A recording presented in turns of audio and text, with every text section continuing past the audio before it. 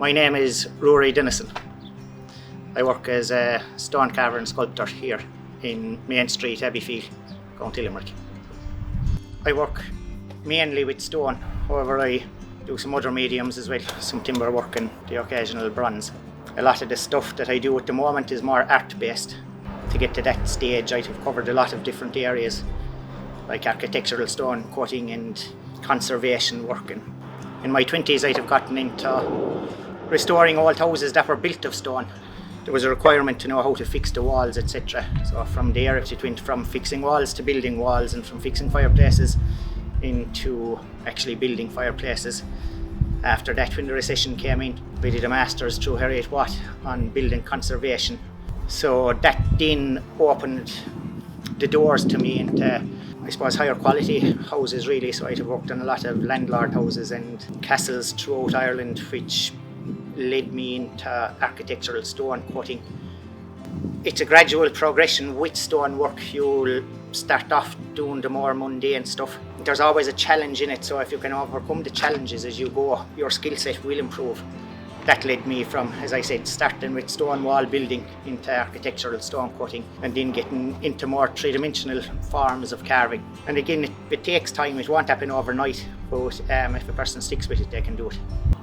I suppose the reason that I've made a career out of this is because I like a challenge, and I think if just with patience and perseverance you can finish up with very good results. I'd end up being bored in a different job.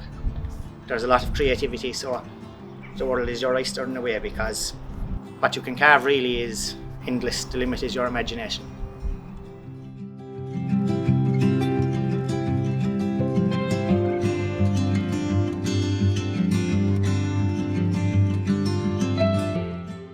We are Larry and Mairead Brosnan from Knocknagoshel in County Kerry. Larry has been making Súgán Chairs for approximately 25 years now. The Súgán chair, it brings its name from the Irish word for straw, which is Súgán.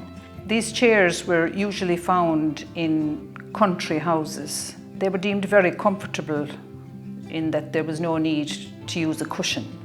The wooden frame was made from whatever wood was available at the time, mainly ash, larch, even bits of bogdeal.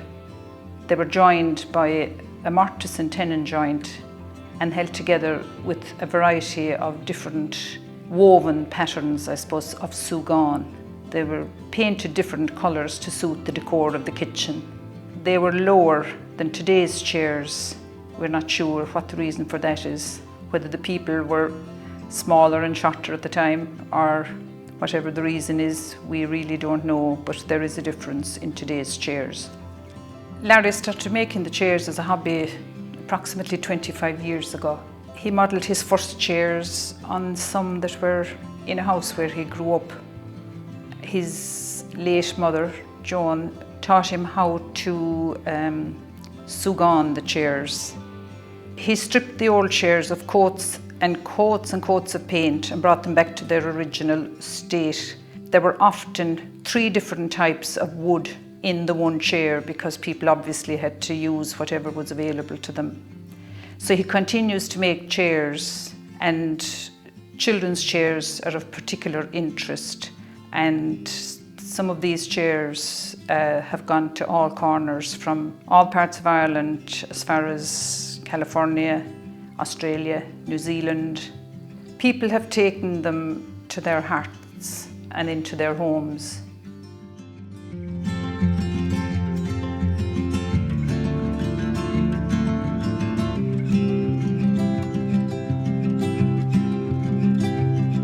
I'm Richard Pontes, originally from Alabama, currently living in Abbeyfeale. I'm a blacksmith. Welcome to my forge. I do a lot of different things, from jewelry to fireside equipment, light repair, and unique little tidbits for the everyday person. Started blacksmithing about 3 years ago, and I'm basically trying to bring back some of the old crafts that have been lost through time. There's a group of us in Ireland that actually do a lot with the public as far as demonstrations and education of the way things work with fires and forging.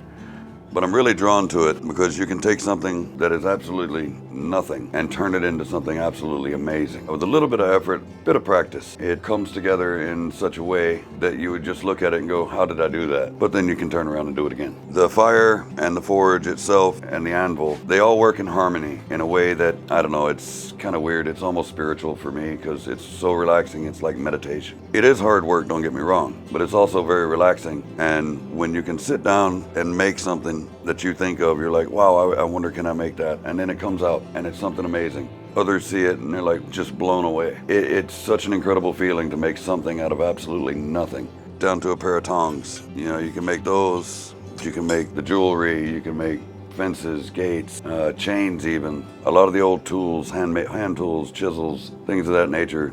You know, I do all of those here, and it's really such a feeling when you can actually get in there, touch it, feel it, and work it. And the moment when the metal actually bends the way you want it to, or to your will, so to speak, that is like magic to me.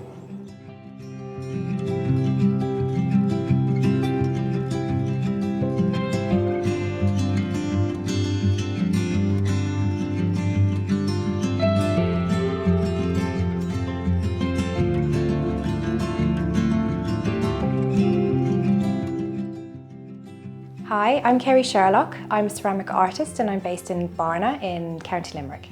So I've done many artistic things in my life. I've moved in many directions and this is where I've ended up, which is in the ceramics world.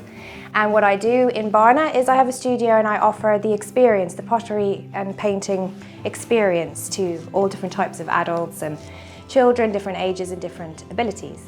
The main thing with art for me and what I hope to offer everybody that comes to the studio is a chance to experience something different or something that they've tried before and that they love, but mainly just to really experience how they feel in an environment where they can be creative and there's no mistakes, it's all fun, where you can activate the inner child or interact with your own children. And I think as we get older as adults, it's very important that we lose ourselves quite often because we're so on all the time. Everything has to be perfect and everything has to be right. And we get into a groove as we get older. We're reluctant to try new things and that's how we move far away from our inner child. So coming into a place like this or spending time with artists that are weird and a little bit crazy and a little bit out of the box is very good for the soul, so yeah. It's wonderful when you make something, you see it in your head and you get all this enthusiasm and inspiration. That's what that energy is. It's just an inspiration, creative energy to try and get it out of your hands and to make it into reality. And that takes practice. So when you see a young person trying to explore that, you can see that they've got that energy, that inspiration, and they're trying to get it out of their hands and they're trying to bring it into manifestation. I find that phenomenal to watch, and that's probably why I opened up a studio so that I could witness that in other people. And I want to show how they can tap into that energy, that inspiration energy, and how they can really pull that aspect of themselves that everybody has out of themselves so they can really heal, enjoy, and create. Because as my father always said, who's the guy who taught me to be a potter, a thing of beauty is a joy forever.